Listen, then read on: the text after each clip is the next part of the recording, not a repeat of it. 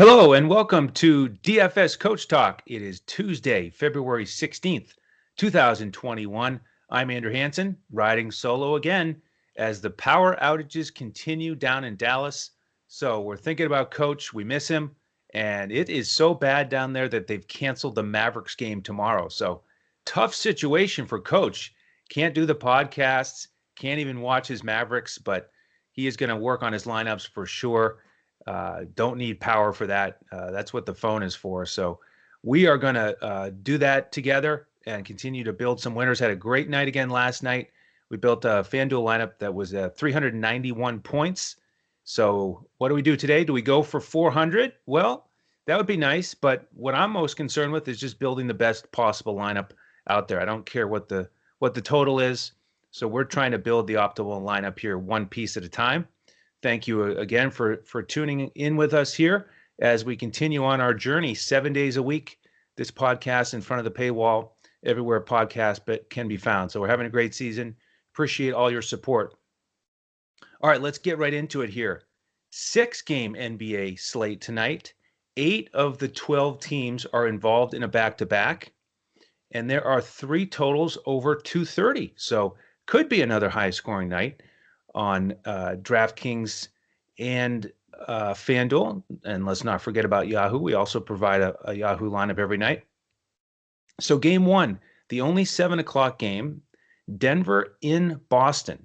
Both of these teams on the front end of a back-to-back, and a lot of injury news with Denver. PJ Dozier still out. Gary Harris out. Millsap got hurt in the last game. He is out. Will Barton is out. And then the big question mark right now is Monte Morris.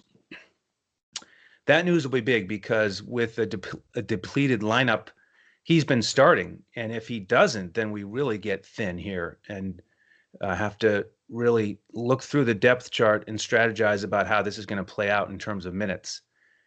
Now, I think if he sits, RJ Hampton might just get the start. And our man Joe Stanton, our resident Nuggets expert, is hyping up RJ Hampton and Zeke Naji.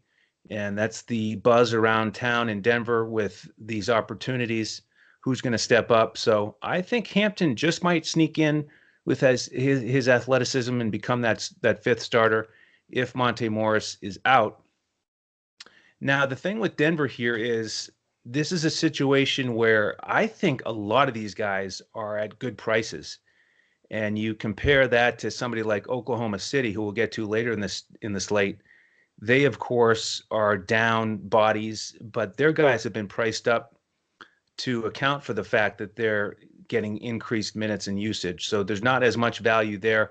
I think almost anybody on Denver is playable tonight. You know, it's not at the highest total here. It's only 220.5. Boston favored by 2.5 on BetUS.com.pa, our presenting sponsor. Slower pace here. Denver 27th, Boston 22nd. Average defenses.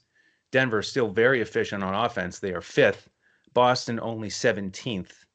So, you know, we're not expecting an extremely high-scoring game here, but again, these price tags, you know, Monte Morris, the low 4K range. How about Michael Porter Jr., the mid 5K range, without Barton and Millsap out there taking up shots?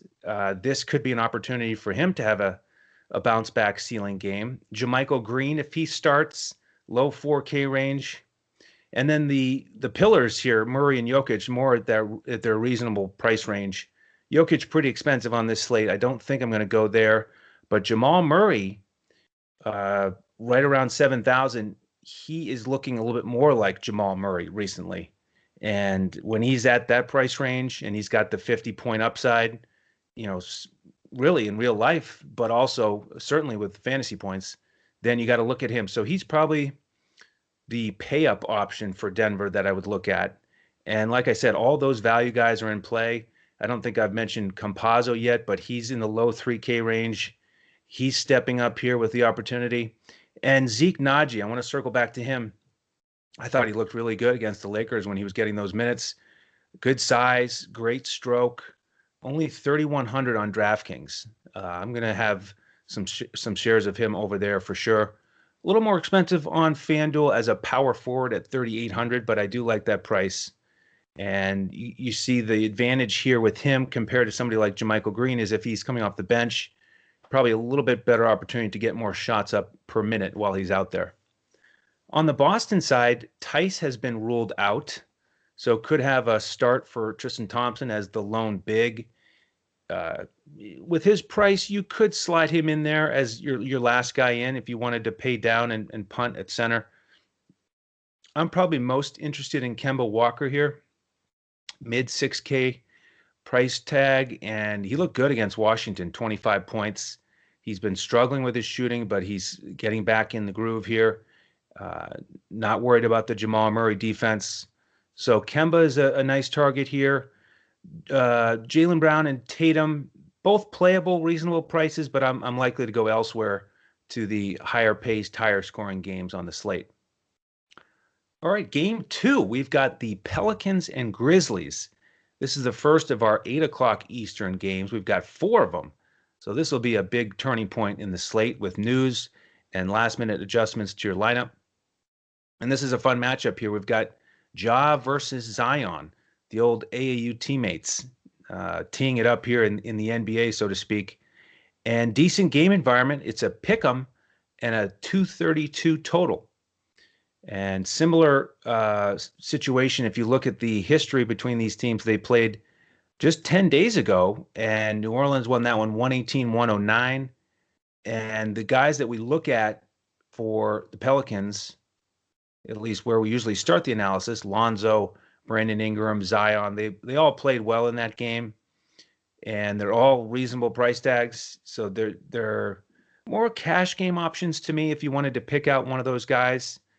Again, there's at least one game, the next game, Toronto-Milwaukee, that I'm a little bit more interested in spending up in that one. So, I don't know if Brandon Ingram will make the cut here, but you'd feel pretty solid about him as a cash option. He hasn't been showing the ceiling games of 6 or 7x at that price range, but playable. Zion, I'm giving the nod to Ingram here at this point in the day as I break down the slate because the front line for the Grizzlies has gotten a little bit healthier. Joe Val now back in the mix and starting. Brandon Clark is playing again. And so with that, they've got all those extra bodies, and Jang didn't even play the last game, the DNP coach's decision. Tillman's still getting out there. So a little bit tougher for Zion to get to the rim. And then the other news here, Josh Hart. There was a question mark about whether he would play. He is confirmed in.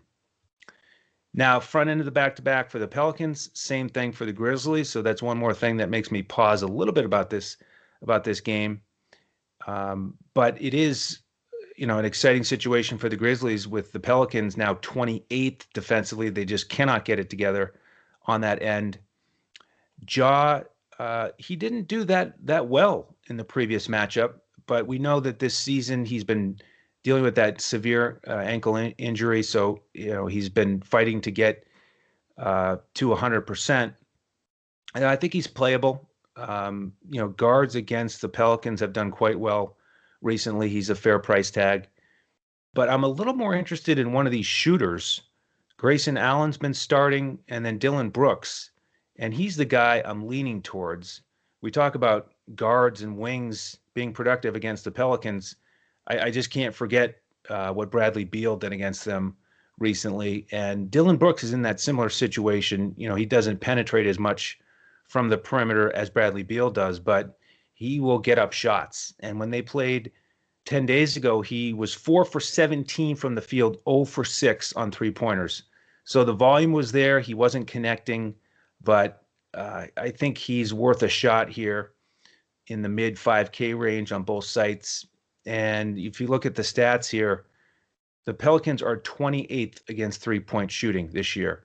Opposing teams shoot 39% against them. So Brooks is the leading candidate there to get up a bunch of shots and take advantage of some open looks.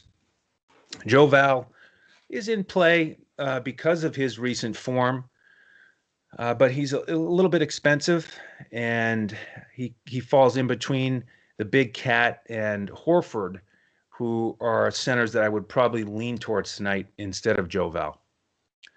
All right, game three. And this is where it starts to get a little bit more exciting, where we can start to spend a little bit more of our salary. It's Toronto and Milwaukee, an awesome matchup in the East. Two teams with very high expectations this season that are scuffling a little bit. Toronto's lost two in a row, including a loss just most recently to Minnesota. And Milwaukee is just wrapping up a 6-game road trip where they lost their last three.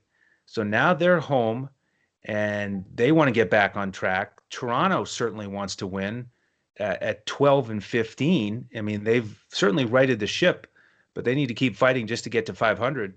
And this is an island game for both teams, which is unique on this slate. So I like the situation here for both of these teams being extra motivated to get back in the win column. We've got the awesome combination of pace and offensive efficiency here. Both top 10 in pace, both top 10 in offensive efficiency, and just average defenses so far. Now we think about Milwaukee's defense as an issue, but they are 13th this year, and one of their weaknesses has been allowing three-point shooting, similar to the Pelicans. Opponents are shooting almost 39%, 27th in the league. So great opportunity here for the perimeter guys for Toronto to put up some points there. And if you were with us last year with our podcasts, I still remember highlighting Lowry and Van Vliet, the immense volume of threes that they were taking every game on average. They were right up at the top of the league in terms of volume. This year, Lowry's just taking 7.2 3-pointers per game. Van Vliet, 8.6. So I look for that as an opportunity tonight. Lowry, cheaper than Van Vliet. And we don't have Drew Holiday on the other side to slow him down. So I like Lowry to do well here in this up-tempo game, island game. Savings from Van Vliet, at least on DraftKings. They're right at the same price tag, $100 difference on FanDuel. So a little bit of a different analysis there. I probably will lean towards those guys over Powell. Yes, he should still be in a good spot with OG Anunoby doubtful. Watanabe is also doubtful. But I just don't think he'll make the roster tonight. And I don't think I want to go to any of the bigs for Toronto. Boucher continues to be, incapable of getting over 25 minutes on most nights, and he's pretty expensive still. Now, he may get more of a look tonight, more of a run, trying to defend these guys, Giannis, Portis off the bench. But we still do have Baines, and we do have Lopez. So I think Baines will get his fair share of run as well. On the Milwaukee side, this is probably the spot where I'm going to spend the most on this slate. Giannis was excellent against these guys. They played late January. Milwaukee won that one in Tampa, 115-108. And Giannis had 60 fantasy points that night, almost a triple-double. He's had 3 straight games here over 65 fantasy points. And as we've been talking about here on recent shows, he and Middleton have really taken advantage of Drew Holiday's absence. They've picked up the usage and the output. So Giannis is in play for me as a pay-up option here, and Middleton. I love the fact that his price is still $8,000 on DraftKings, and it's dipped all the way to $7,500 on FanDuel. I think that's a steal. I mean, Middleton almost had a triple-double against these guys last time out with Drew Holiday playing, and we know that Middleton has picked it up in terms of his assist rate with Holiday out of the lineup. So I like both of those guys. I think you can pair them up together, just like we paired up Harden and Kyrie Irving last night. So I will likely have 2 or 3 stars from this game. Don't know if I'll get to a value play as well. You certainly can do that when you're getting a mini stack of a game going. The guards for Milwaukee are playable at those price tags. Bryn Forbes and DiVincenzo, a little bit more opportunity there. And although Forbes is a little bit 3-point dependent with his output, he's a guy that can make 5 or 6 and pay off that price tag. All right, let's go to the second half of the slate. Cruising right along here to get this up and posted for you early afternoon on this fun Tuesday slate. We've got the Lakers and Timberwolves, another 8 o'clock game, and AD is out now for an extended period of time. So there's a big trickle-down effect with the Lakers. Now, with this matchup here against the Timberwolves, they're 6.5-point favorites, 221.5 total. And the concern here is blowout. I mean, the Timberwolves are 7-20. They have the 27th ranked offense, the 21st ranked defense. They're just not they're not a good squad this year. They've got a lot of issues. They have been dealing with injuries, and they have Cat back in the lineup, and he's been playing 30 minutes, so that gives them a big boost. D'Angelo Russell is out, though, so they lose a little bit of that scoring punch. And it's an interesting dynamic here with AD now out and Cat back in the lineup. Now, when these two teams played earlier, the Lakers blew them out by 36, and AD did not play in that one either, but neither did Cat. So with him back, they certainly have a much better chance of keeping this close, and that's why we have a 6.5-point line instead of something higher. I think I still would probably lean towards the Lakers at that number. But let's start with the visiting Lakers here, and with that trickle-down effect, LeBron probably just going to keep cruising along with 25 to 28-point triple doubles. You got to pay over 10,000 to get him. And I don't know if I want to do that on this slate because of the potential blowout. And you've got guys ready to step up and help out with Schroeder and Kuzma. We'll see if Markieff Morris or Kuzma starts. Markieff Morris much cheaper. So if he's in the starting lineup, you might get interested and think about playing him. On DraftKings at 3,400, I think he could potentially pay off that price tag as a starter, but I'm a little bit nervous about that. I don't really trust him at this stage of his career, even as a starter. So I'm not going to go there probably. I like some of the other value plays on this slate better. Kuzma, I was thinking, well, this is certainly an opportunity for him to step up. And then I was surprised to see 7,000 on DraftKings. I'm not going to pay that. 5,800 on FanDuel is possible, but still unlikely for me. The bench guys, one other piece of news here, we've got Caruso probable. If he sits, then Talen Horton-Tucker is in the mix. With AD and Caruso out, now he's got his opportunity to do his thing off the bench. Good price tag on both sides. So he would be in play for me at that point.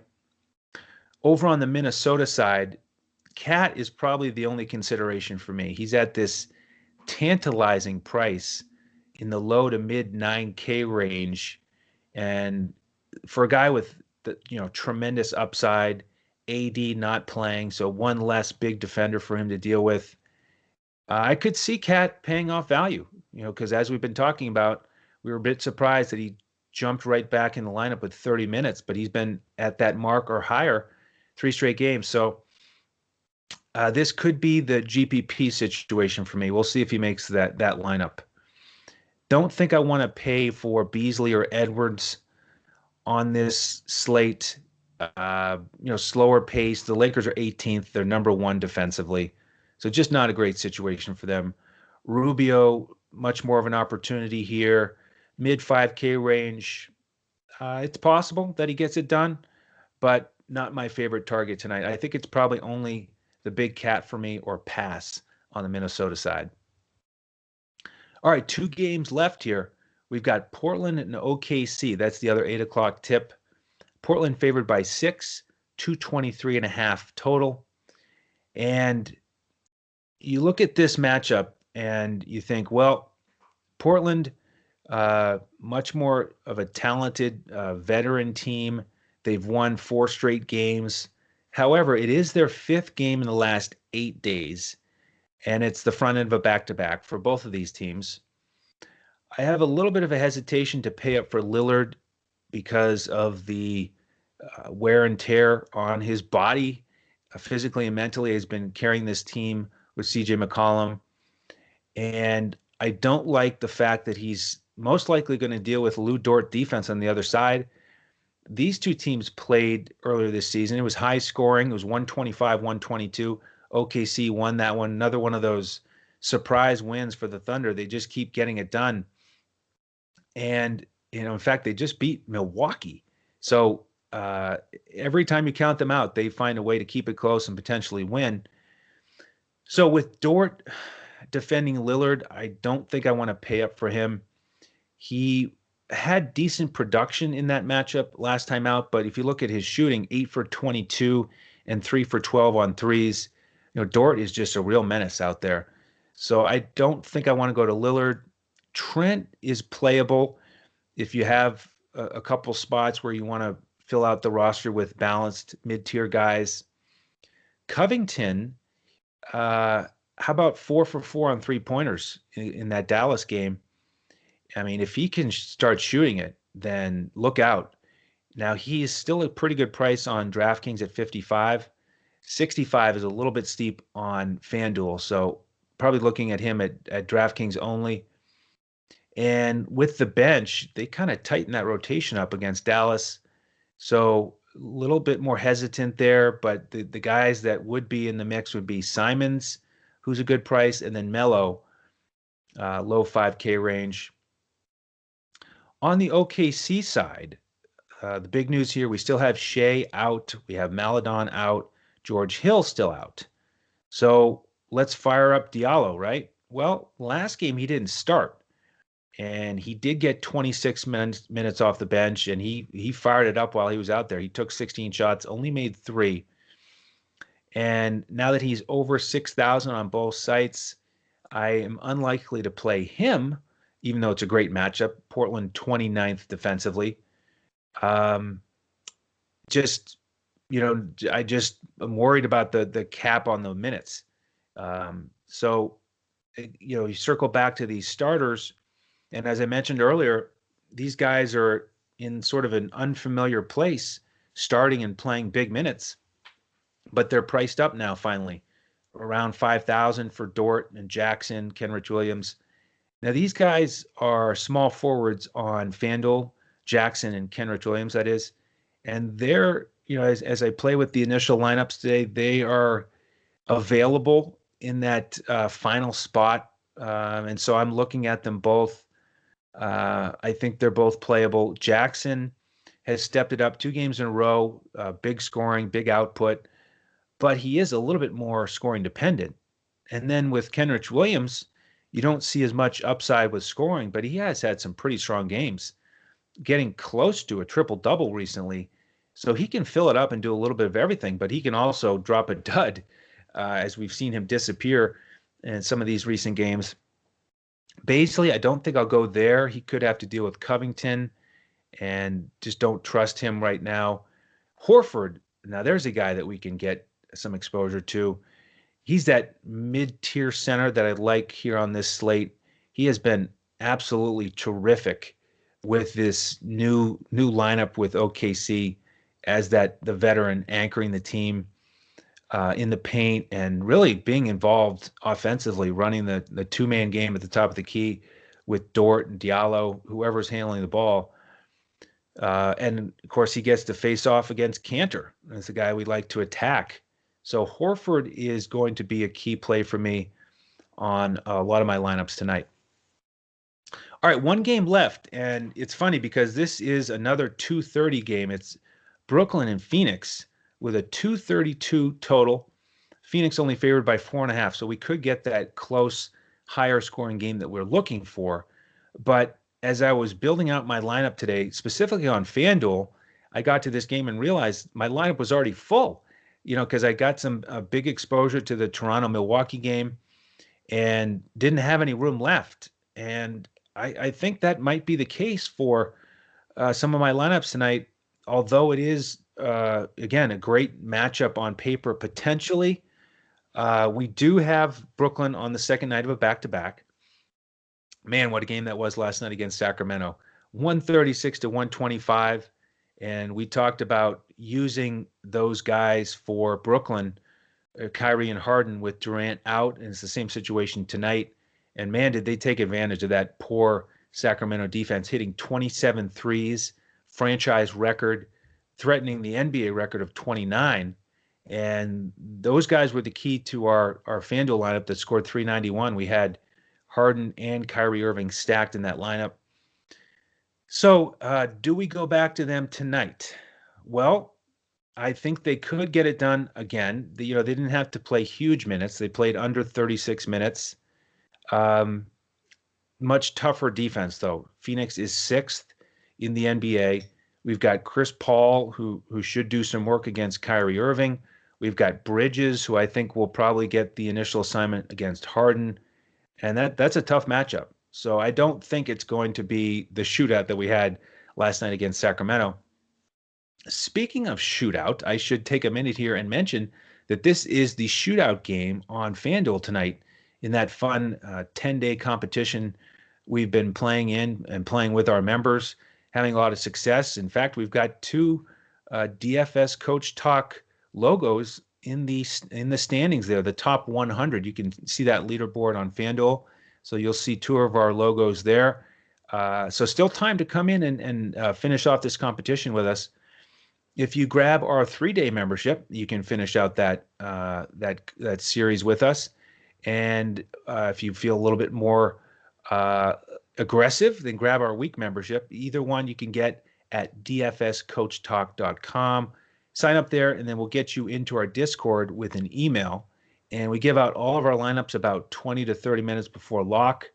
And then with this being a later tip, we'll give our showdown or shootout lineups about 20 minutes before tip off there. And last night was a perfect example of the benefits of membership, the advantage of our wonderful community. It's got to be the best in the industry. It's not the biggest yet, but I think it's the best because we pull for each other. We were all there jumping on that Embiid news and talking about it in Discord, making our pivots. So we pivoted to a lineup with Simmons as the MVP, and that certainly went well with a high cash. Got about a 3x return on that. And that's what we do. We just help each other with Discord in terms of sharing the news, talking about pivots, talking about different options throughout the night. And it's imperative in today's NBA to do that. So again, jump in with us as a member. We'd love to have you. And if you really want to make a long-term investment that I think is rather wise, get the $199 deal. That's 3 months of all access coverage with all of our lineups and all of our sports.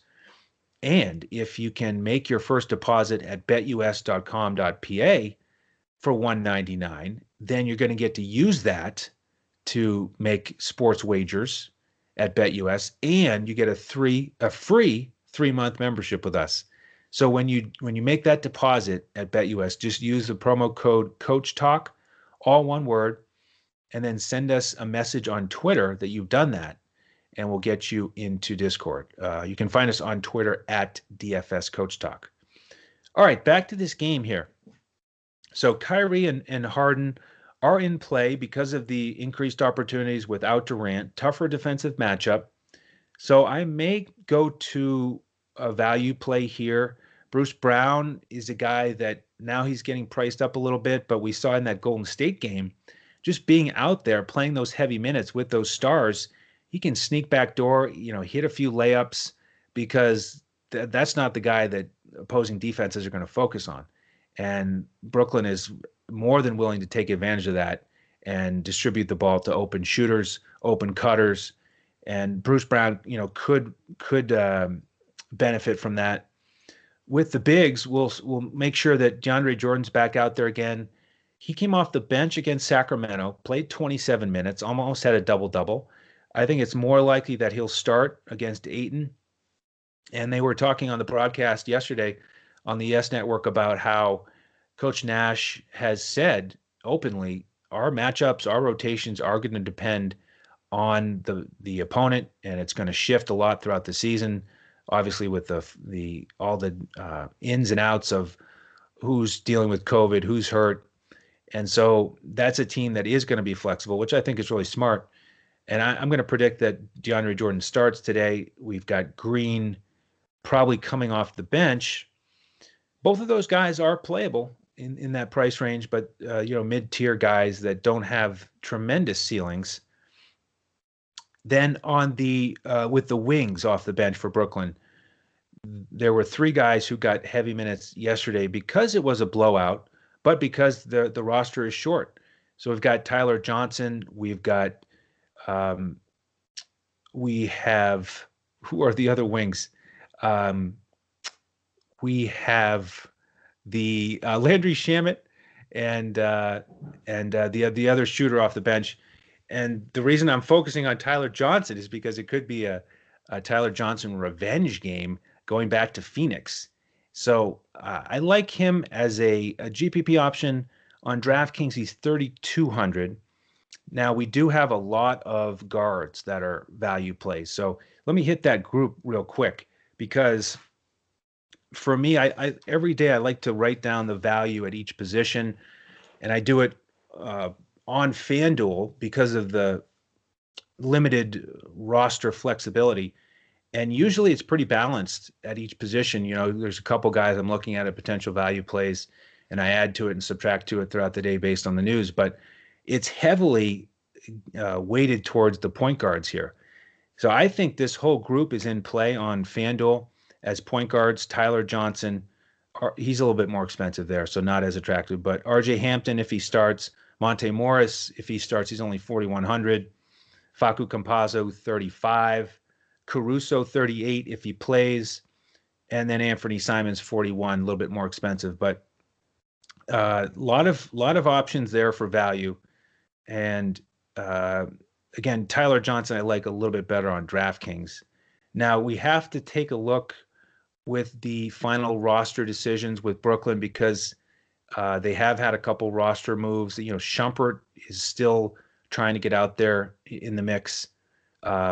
So not locked in with his minutes yet. I'm going to have to monitor that. And again, that's what we're going to have to do for that shootout lineup. Because if you want to pay up for Harden, Kyrie Irving, and then Booker or Paul, you got to look at these deeper options off the bench and play one of these value guys. All right, on the Phoenix side, man, things are getting a little bit crowded over here. They are 9 to 10 deep now with the rotations. And, you know, if you look at really the 3 and the 4 spot, I mean, that's where it's really tough to navigate because you've had Frank Kaminsky starting here, but not even getting 20 minutes anymore because they want to bring in Jay Crowder. Now Dario Saric is back in the mix. Then you've got Cam Johnson backing up Bridges. So it's tough to go there on the main slate. I think the one price tag I like the most is Mikal Bridges at 5,300 as a small forward on FanDuel. Don't think I want to go to any of the other bigs. Saric is an interesting price tag and position on DraftKings. He's 3,700 as a center. Again, that's GPP only for me. If you want a little bit of a unique approach, because you know with him getting 20 minutes, you just can't rely on the usage. You know, in that spot, he had that one strong game against Philly, but then he had a down game after that. So not really interested in that group. And then, you know, we've talked throughout the season, I'm going to keep saying it, when Chris Paul and Booker and Ayton are playing, it's tough to get exposure to any of them because Ayton's ceiling is really limited because it's all about Paul and Booker. But they'll switch off. And one game it's Paul, one game it's Booker. Now, we do have a great situation here because they're playing against Brooklyn in that 24th ranked defense. You know, they just gave up 125 to Sacramento back-to-back on the road. So one of those guys could certainly pay off value. It's just hard to predict. So not an area I'm looking to get exposure to in the main slate. All right, that is our 6-game slate. I do thank you for tuning in and invite you to reach out to us on Twitter, again, at DFS CoachTalk if you have any questions or if you've signed up and you want to let us know, that's the place to do it. You can also find us on Twitter individually. I'm at Language Olympic. The coach is at JoeSarvadi, and Shane is at DET Sports. Shane, wherever you're listening to this podcast, we love to have you hit the thumbs up, the like button, 5 stars, whatever it may be. And then on YouTube, please do subscribe to the channel so that you won't miss any of our podcasts. They do usually post early afternoon here on the weekdays for the NBA. And then Coach usually records a little bit earlier on the weekend because you do have some earlier start times there. So those are usually up by 11 Eastern or so. All right, that will do it for today. Hope this has helped you start to build your lineups on the various sites, and do hope you'll tune in again tomorrow, as we'll be back here again, ready to crush it in DFS.